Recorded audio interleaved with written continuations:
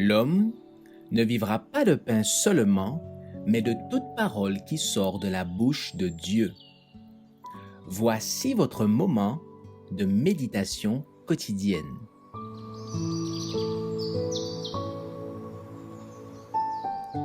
Maranatha. Le 28 août, la purification du sanctuaire. Je regardais pendant mes visions nocturnes, et voici, sur les nuées des cieux, arriva quelqu'un de semblable à un fils de l'homme. Il s'avança vers l'Ancien des jours, et on le fit approcher de lui. Daniel 7, verset 13. Après son ascension, Jésus commença ses fonctions de souverain sacrificateur.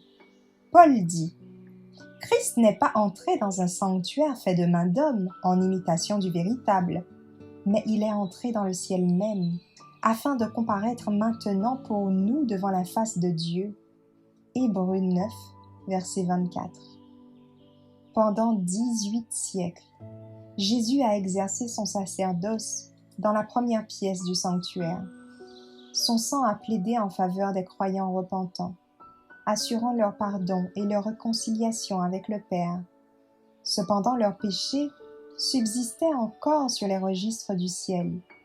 De même que dans le culte mosaïque, l'année se terminait par un acte de propitiation, de même, le ministère du Sauveur pour la rédemption des hommes est complété par une œuvre d'expiation ayant pour but d'éliminer les péchés du sanctuaire céleste.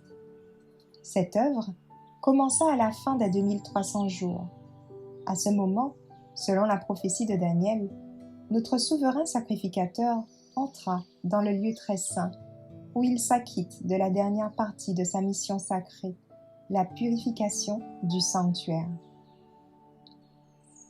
En revanche, la venue du Seigneur en qualité de souverain sacrificateur dans le lieu très saint pour purifier le sanctuaire, mentionné dans Daniel 8, verset 14, la venue du Fils de l'homme auprès de l'Ancien des jours, en Daniel 7, verset 13, et la venue du Seigneur dans son temple dont parle Malachie, sont autant de descriptions du même événement, à quoi il faut ajouter l'arrivée de l'époux mentionné dans la parabole des 10 vierges, selon Matthieu 25.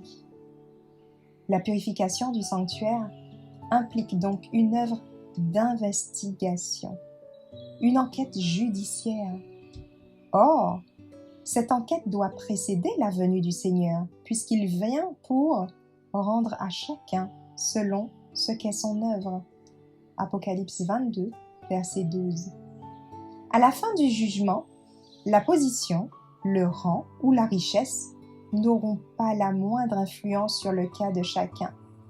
Le Dieu qui voit tout jugera les hommes en fonction de la pureté et de la noblesse de leur amour envers Christ.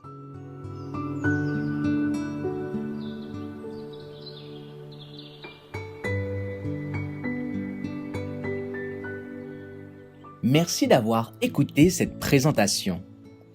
Assurez-vous de nous rejoindre demain pour votre moment de méditation quotidienne avec lereste.org.